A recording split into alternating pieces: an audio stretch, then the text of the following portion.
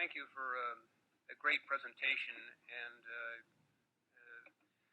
would echo Governor Kempner. It's been a fantastic couple of days here to see what all of you do in the places where you do it. Much of RFE RL's work is in areas where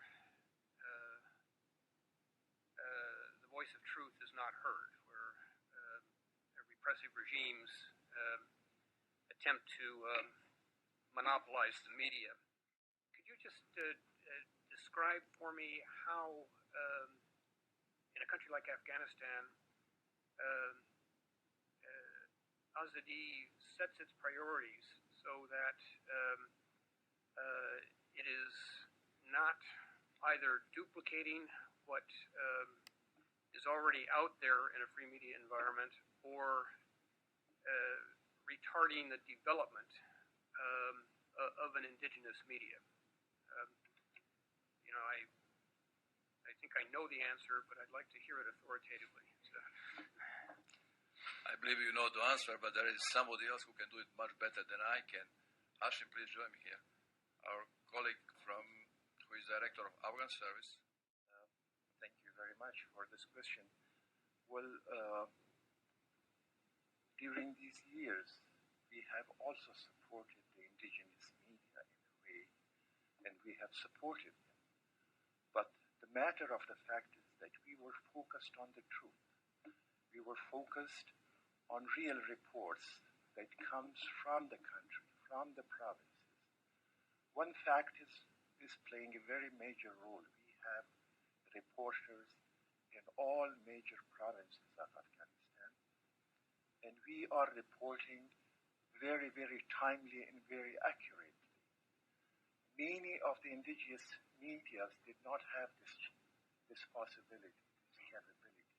They did not have reporters everywhere in the country. From the other side, thanks to BBG, we have 15 FM stations in different parts of the country, plus a very powerful AM station that make it possible that Radio Azadi can be listened to in all corners of the country. So this is why this has given us, this has put us in a better position than the other media outlets. They are also working very hard on that to be reached everywhere in the country. But so far they have not made it. The other thing that we are enjoying is that this accurate information has made it possible that the people trust us a lot. So this is why when they want to know about the country, about the happenings, what is happening in the country, they listen to Radio Azadi. Of course, nowadays, we have also the indigenous media. They are also doing a good job. But still, Azadi is on the top. I actually have one quick question. We've heard a great deal over the last few days about Russian television viewing habits. And based on what we've been told, that people don't really watch satellite television. It's all based on getting on a cable network or a cable package. In light of that, is it still valuable to have Russian satellite, or would those resources be better off spent somewhere? First answer is we don't have Russian satellite. You see, what we talked about, you had a satellite. You did satellite programming into Russia. We are talking about Russian periphery. I think I can maybe shed some light on that. Go ahead. Their programming is carried on one of our most popular satellites, Hotbird. Hotbird has visibility over just about all of Europe, all of the Middle East, and largely into Russia and Eastern Europe as well. Because we own an entire transponder on it, because it's the most cost-effective way of operating, there is actually very little to no additional cost associated with carrying their programming there. So that if it is marginally effective, it's still a very good price-performance ratio. So for us, it's not additional cost. So if there's anybody out there that is watching direct to home that wants to use what are now readily available satellite dishes that can be readily purchased in the market for $30, $45, $50, then they can tune into us. If they don't, then it's no loss really, because we already have a sunken cost. First, let me just thank you both. That was an extraordinary presentation. It's been a remarkable, inspiring trip for all of us here. The first time I was in the building was about 5 years ago, and the level of energy, dedication, there's no comparison. It felt like it was a legacy operation that was starting to fade, and it had played its major role in history. That is clearly, God willing, not going to be the case.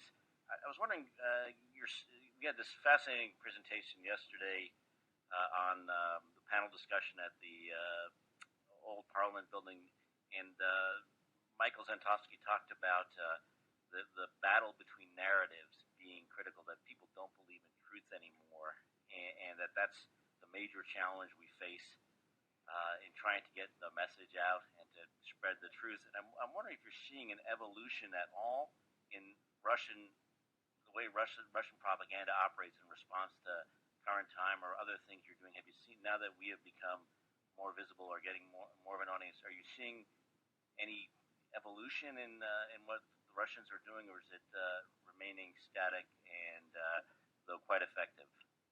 I personally see only a little bit more aggressiveness, and personally think it will continue. But we have expert here, Irina Lagunina, Director of Russian Service, who is Russian speaker and who is, of course, responsible for our operation in Russia. Thank you, Ned. Yes, I have to say that over the last year, the radio was under more and more attack from state television, different channels. We have been a subject of a documentary called Anatomy of Treason last year. So traitors are we.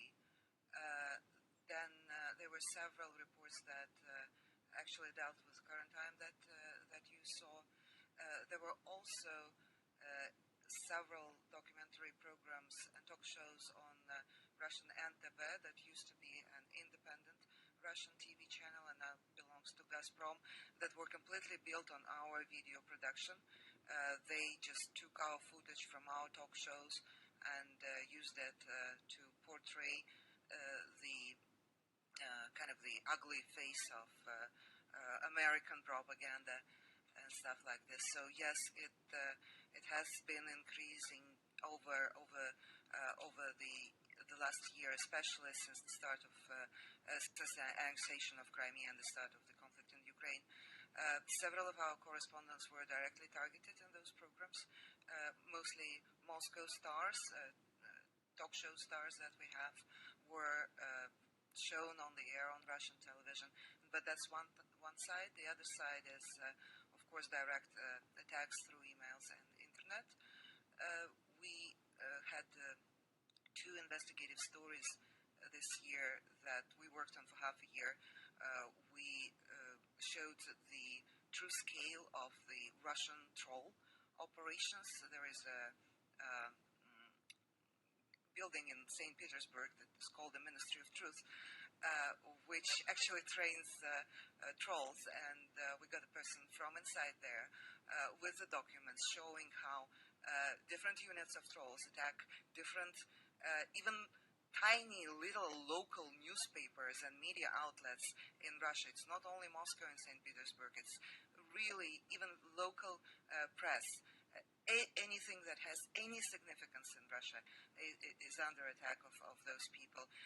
So we published all this, and I have to say that for 4 days we were under such an attack that I cannot tell you. I had to put 4 people working all round the clock to delete all what was posted on our pages, all platforms, Twitter, Facebook, site, etc. So we had to block, by the way, at that day's comments on YouTube because it wasn't possible to moderate this.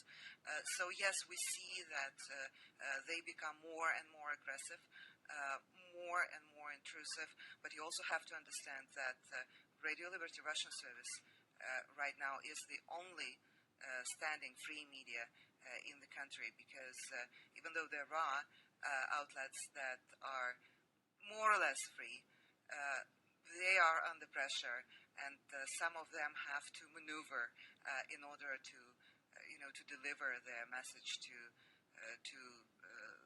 the public, to the audience. And several more will be crashed recently. I don't know to tell here which ones, but we know it. So it's going to be a terrible loss in terms of newspapers outlets in Russia.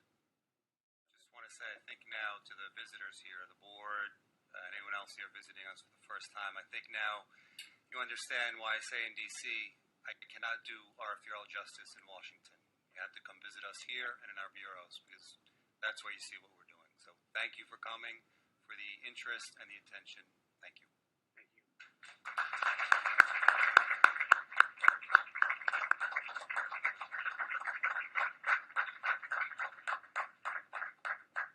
So, thank you, John Maynard and RFE RL. I just wanted to make a quick comment. Thank you, Chairman.